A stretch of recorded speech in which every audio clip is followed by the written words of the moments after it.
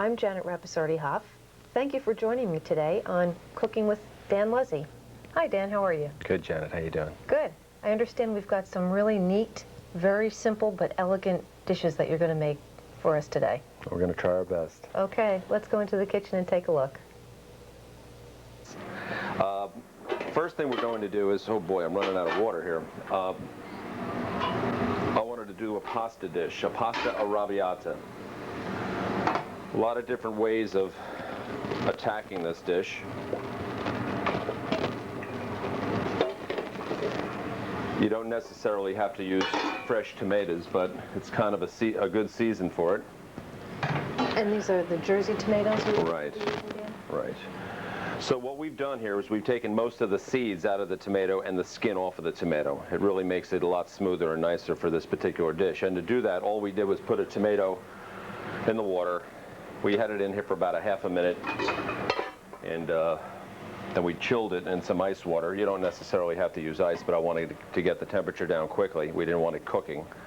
And we're just going to take the skin off and work most of the seeds out of it. So the difference between going from the hot water into the cold water will help to remove the skin? Right. It'll get you'll be able to take the skin off much more easily. And it seems to come off much more easily on these Jersey type tomatoes. And that should be about enough. So I'll just take this little tomato here and put it in the water. And we're just going to chill that there. And this is the result of what we got from putting the tomato in the chilled water. I guess I should really take the skin off for you here. I've gone this far.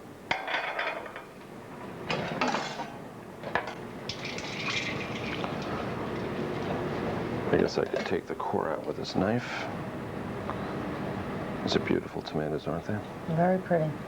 Very vibrant colors. Right. Red. Colors are the name of the game. And you'll see how easily the skin can come off. We can almost just peel it off. Usually I'd have to leave it in the water just a little bit longer for the, a tomato we'd get in the middle of the winter. California or Florida type tomato. I'll remove that spot in a minute, but you're seeing how this comes off pretty easily. You don't want to start cooking the tomato. You just want to have it where it's just almost blanched. Right. It's not a word I use often. I should, as we do blanch a lot of things in here.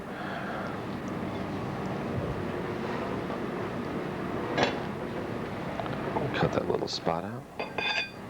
Nothing's ever going to be perfect. I can see it's a little yellow on that side of the tomato, but all we're doing is just cutting the tomato in a couple of pieces and going to attempt to remove the seeds. You see it's right there. We're just going to work them out. That's all. So basically we've done that. We've worked the seeds out of the tomato, taken the skin off. We've chopped it up a little bit, and it's ready to go in the dish. And we will now prepare that dish. Do the seeds affect the taste, or is that primarily just to make a smoother? A smoother sauce. That's right. Yeah, it doesn't affect the taste that much. It's just a little prettier, just a preference. What we're going to do is, I guess I should start. We're going to start this dish with a little olive oil and some garlic. We're going to brown the garlic a little bit, toss the tomatoes in, a little crushed red pepper, and some basil leaves. So I will crush the garlic. We've already peeled the garlic, as you can see. And we're going to put it in this in the pan pretty coarsely chopped. We use garlic a number of different ways here. We roast it. We use granulated garlic. We use whole garlic. We food process the garlic down to mealy sort of consistency where it'll work itself into a dish and not be that obvious. But for this particular dish, we're going to brown the garlic and leave it a little more coarse. Okay, so let me get some oil in the pan. When we're browning the garlic, This is an olive oil. Like I said, sometimes we use if we're going to finish a dish with butter, I like to use a cheaper vegetable oil since the butter is going to do the talking at the end. But in this particular dish, the olive oil is the main thing, so we're going to use a nice olive oil for it. How much olive oil? It's just, you just have to use your judgment. And when we're browning the garlic like this, we don't want to bring it along too quickly. We want to bring it along nice and slowly. Okay.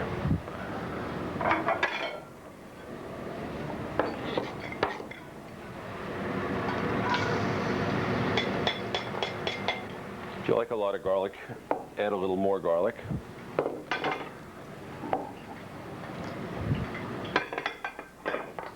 And is the olive oil, does that necessarily have to be an extra virgin olive oil? Yeah, you could. You know, whatever you're in the mood for.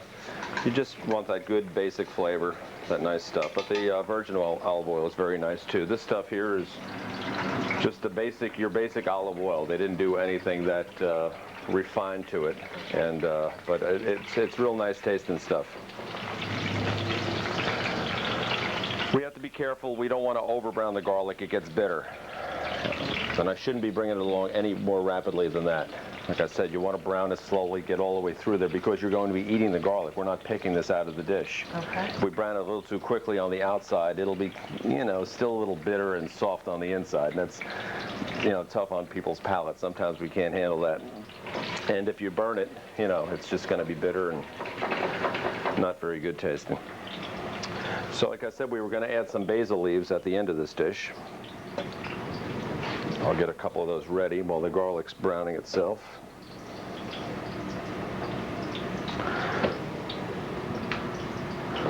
Nice fresh basil. I can smell that basil. Right. Guess I'll just sliver it up like this. You've got to be very careful with the basils and the arugulas. You want to really make sure that you wash it really well. They get very, very dirty.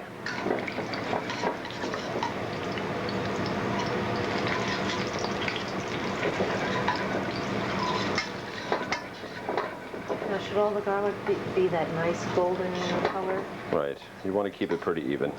And that's on basically a medium heat? Actually, it's pretty low.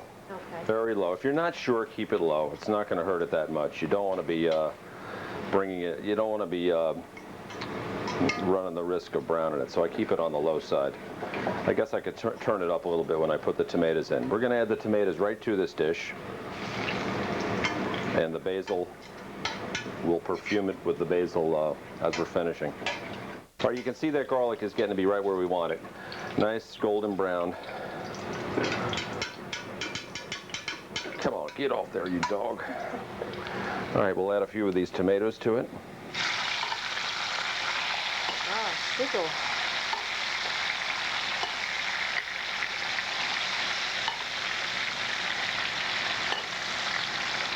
It smells good, too. Yeah, it's a nice dish. Fragrance. All right, now we'll turn the flame back up a little bit. The water from the tomatoes will inhibit the garlic from browning a little bit.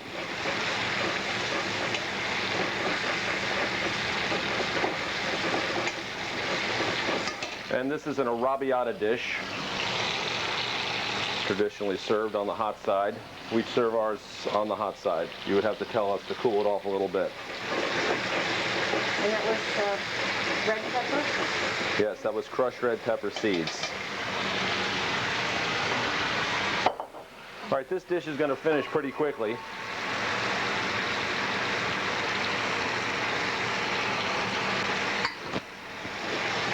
The tomatoes, it doesn't take long to cook them at all. As you can see, they're melding into the dish and the oil and the garlic pretty nicely. I think I'm checking this dish, I could have possibly left,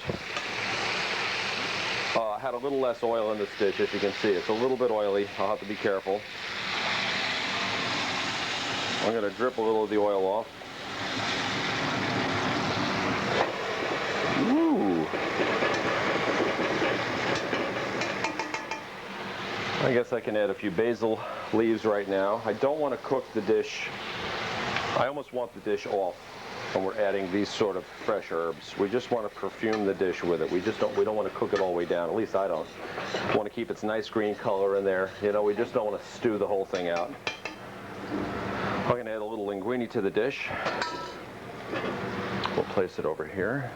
Remove the remainder of our basil leaves.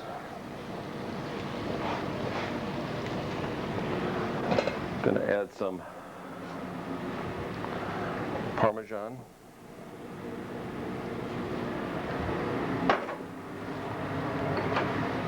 A little salt.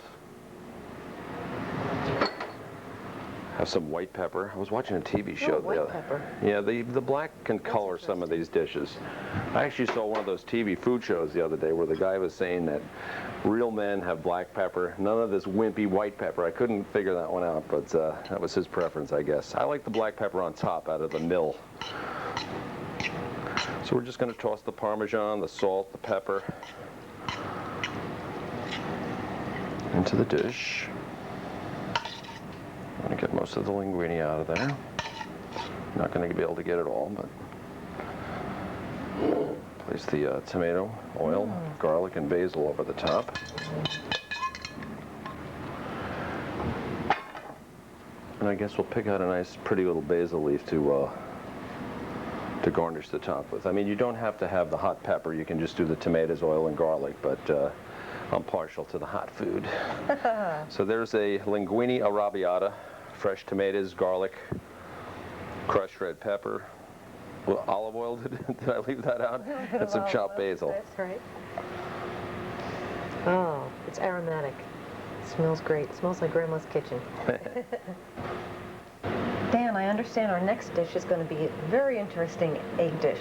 Well, we'll find out how interesting this is after I get done butchering it. But yeah, it's you see a lot of these buffets and brunches have scrambled eggs, eggs Benedict, a lot of things that you're seeing over and over again. And this is an Italian style egg dish, and we're just going to put together a teeny little brunch for you here. Oh, great. Okay, so what we're going to do is we scrambled some eggs into our little container here. We cracked some eggs, rather. And we're going to put a rather large pan on. And I did want to serve it with some potatoes, so I guess what I should start with is the fact that we're going to serve it, keeping it Italian. We weren't going to serve croissants. We were going to serve a little garlic bread, and we had some roasted potatoes. We pre-did these roasted red potatoes. You can see the garlic and the olive oil that's on them. There's a little bits of rosemary in there. You can't quite, I don't know if you can see it with your camera or not, but it's there. It's there. So I guess while we're making the dish, we're going to put these in the oven, and you can do the potatoes and get the garlic bread. I guess you can buy the garlic bread buttered, for crying out loud, right? Right. And you can do it any which way you want. Some butter, some whole garlic, roasted garlic, whatever strikes your fancy. We just put some we have a roasted garlic and onion butter that we've spread on top of this, and just to give it a little bit more zip, we're going to put a little bit more granulated garlic. This is whole granulated garlic. So we're going to put this in the oven also.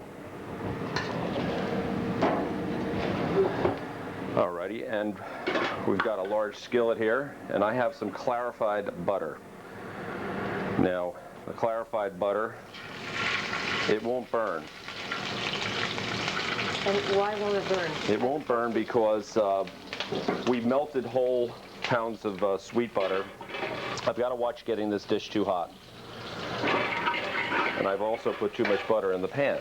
But to clarify the butter, we put whole pounds of butter into we steam it. We create a double boiler, we steam it, and the fat that would burn would come to the top. We skim that off, and the watery substance would drop to the bottom, and the clear, oily yellow oil in the middle is clarified butter. What's great about it is you can get it to an incredibly hot temperature and it won't burn. I guess at home you might want to put some whole butter with a little bit of oil. That'll help it keep the butter from burning that quickly. And I guess with the eggs, you don't have to get the temperature that high. A little uncharacteristic for us, this dish, but I had to show it to you. It's a great Sunday 11, maybe pre-football game type of thing. Okay, there's way too much butter in there.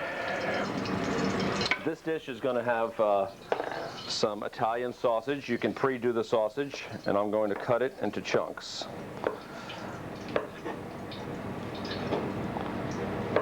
Get a nice sweet sausage, and you just roast it in the oven for a while. Turn it over and turn it off. You can see that butter is changing color a little bit there.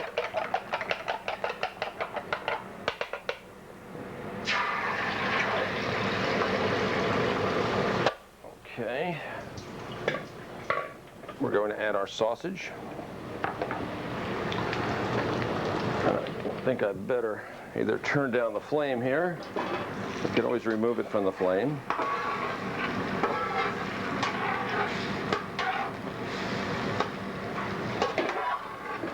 Your main focus with this dish, you want it to be the eggs.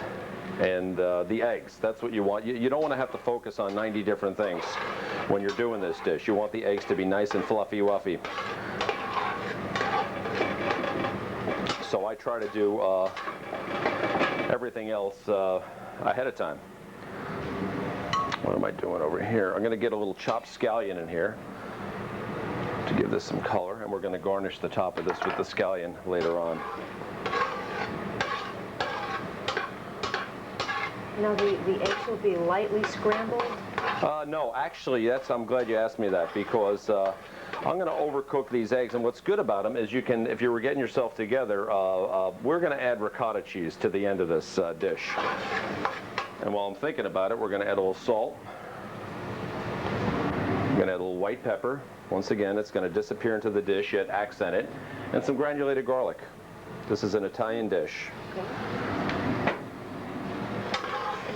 Yeah, so yeah, we are going to cook most of the moisture out of the eggs. And you can leave it here with a lid on it while you're serving everything else, and we're going to finish it with some ricotta cheese. And the ricotta cheese is a very heavy dish, and the ricotta cheese will separate the eggs and prevent them from being real clumpy in that. And you can see we're approaching that point right now. But you get the garlic in there and the scallions, and it's a sausage. It's a real good flavor. And let's see what we have here. I guess we'll get a plate. Have a tablespoon here. Oh, I have one there already. Now the ricotta cheese, will that significantly change the complexity of the dish? Oh yeah, this stuff takes over. It's very creamy, very rich. This is a very, very heavy dish. We're just going to stir it in there.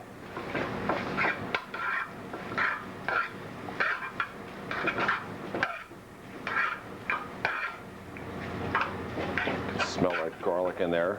A little garlic for breakfast. You gotta love it, right?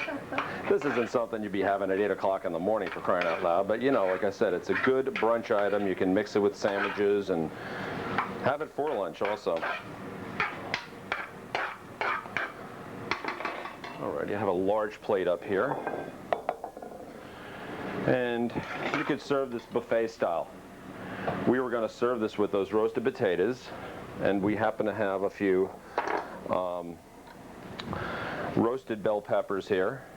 Oh, that was going to be another question of mine. Right, we're going to serve these room temperature. I marinated some broccoli. I par-cooked the vegetable. I mean, you can do any combination you want, but I don't like a salad with this particular dish here, but I'd like a little greens to show up for color and, you know, just to balance the meal. But you could par-cook this and marinate it overnight in anything you're comfortable marinating it with. And if you notice also, we're not serving these hot. The peppers are at room temperature, so is the vegetable, because we want to keep our focus on the eggs. You don't want to lose the eggs, especially if you're doing this for, you know, a dozen or so people that are coming over. So the broccoli was in a mix of, was that olive oil and balsamic? That was a little balsamic vinegar, or you know, it's all basically marinades that we're doing here. The peppers are marinated in a similar sort of mix with some olive oil. There's a little more vinegar in the broccoli. It'll help break the broccoli down on that. How are our potatoes doing?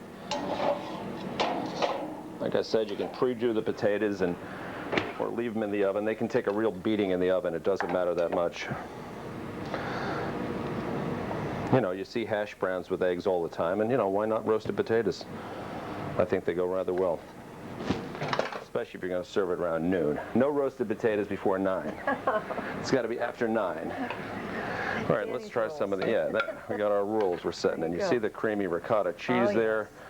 Got some scallions, some garlic, sausage, Real spicy dish. And now we're going to take our bread out of the oven, our garlic bread, and again, you can serve any type of rolls or bread that you want, but I'm just choosing garlic bread. Everything else is Italian here, so we might as well stay with the program, right?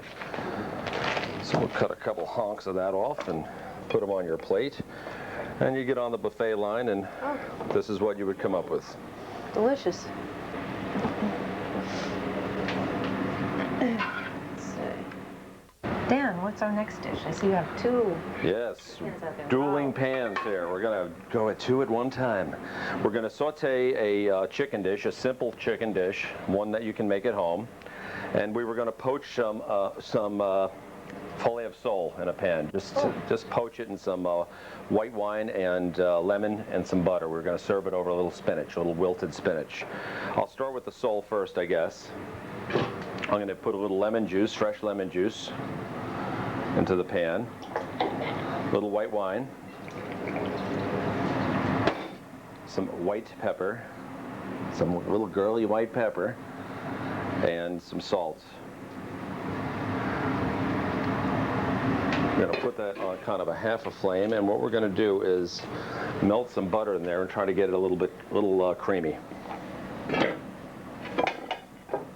This is some whole sweet butter.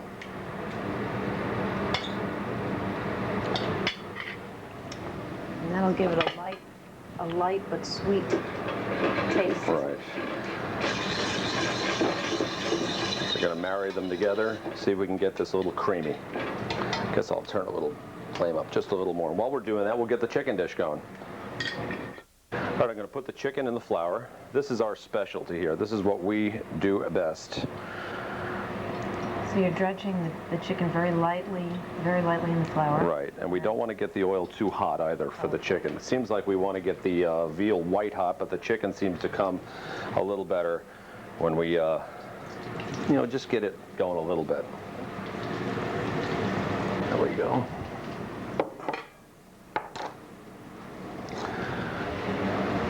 So we're going to attempt to make the base of the sauce right to the bottom of the pan. The flour is going to brown to the bottom of the pan. We're going to deglaze that with some wine, and we're going to reduce the sauce right there in the pan.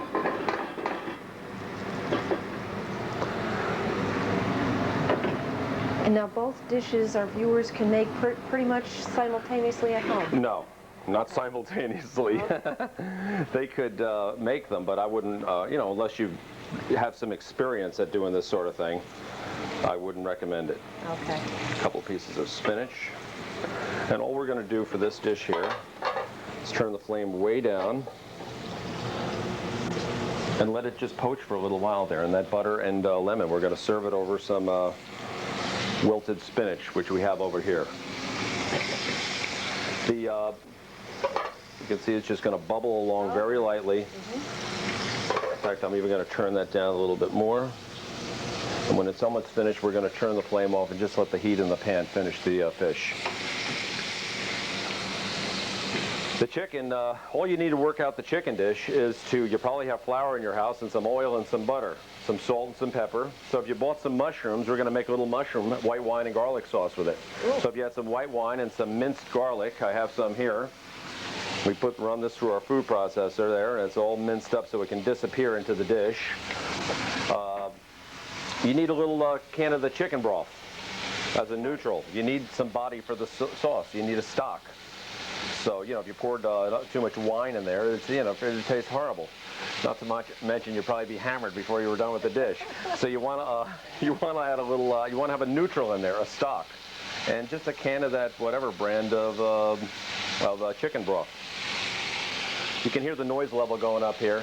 We cook it most of the way on the first side. We want to really brown it off. I'm going to take the sole off.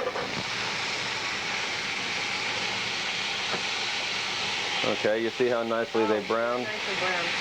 And you can see how the base of the flour is browning to the bottom of the pan. That's really going to add to the flavor of the sauce. So I guess we'll finish. I'll make the sauce for the chicken. We'll finish the sole dish, then we'll finish the chicken dish. On three. Okay. One. All right. There we go. So we'll put a little garlic in first. You don't want to overdo the garlic for this dish. You know, you can always add a little bit more in. We're going to add the white wine to the garlic. That'll separate the garlic and bring up the bottom of the pan. Okay. We've got a little chicken stock here. Gonna add that. And we've got some sliced mushroom. It's just raw mushroom that we're gonna make disappear and wilt into the sauce. A little salt.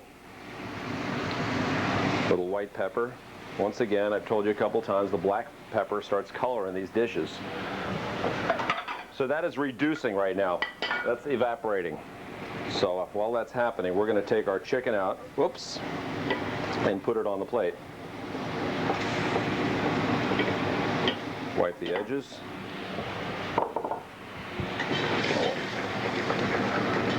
And while that's reducing, we'll check on the sole. Let's see if we've babied this sole enough.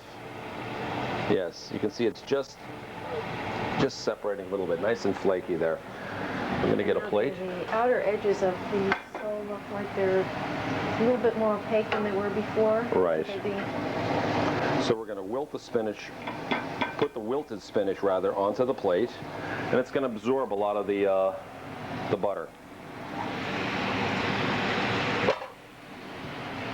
Where is the butter? Here is the butter. Where's the butter? All right, we're going to toss a piece of butter. Now this butter is going to enrich the sauce and tighten the sauce up at the same time. This is the key to the mint, if you would. Can you see how that's getting just a little bit thicker? Pushing it up. All right. We're just going to garnish it with a little parsley. It doesn't take much to handle this dish. You know, more and more people are cooking some of these dishes at home, and this is a nice, simple one to try. We're going to put the sauce over the chicken. And you can see that the sauce is neither too thin nor too thick. Anyone can do thin, anyone can do thick. It's to get that nice velvety in-between sauce. That's the trick. And we're going to garnish this with some parsley. Drop a little parsley on the dish there, and we'll put a nice little garnish there. And there it is, just a simple sauteed chicken breast with some garlic, white wine, and mushrooms for the sauce. And now we'll finish our filet of sole with the lemon and white wine and butter. We're going to serve it over some wilted spinach. Come on, baby, get in there. Now, so many people find it difficult to know when fish is done. Can you? Yes. If you're not sure, don't cook it on something like this. You want to poach very slowly. But if you can always touch it. If you can see it's flaking a little bit just by touching the top of it, you see it wants to break, it's finished. Okay. That's what happens. Too often everybody wants to make sure, and they're going to overcook the fish. You cooked all the flavor out of it, the texture, the true good things that the fish has. But just touch it a little bit, and if it starts, see how that's breaking there a little bit? Right. It's done. Once it gets there, show's over. And I guess our show's over here too. Well, Dan, we had a lot of fun in the kitchen today. You might have. I did. You were doing all the work.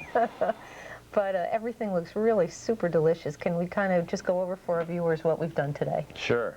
In the foreground, we have the filet of sole that we poached in the lemon, white wine, butter, and served over the wilted spinach.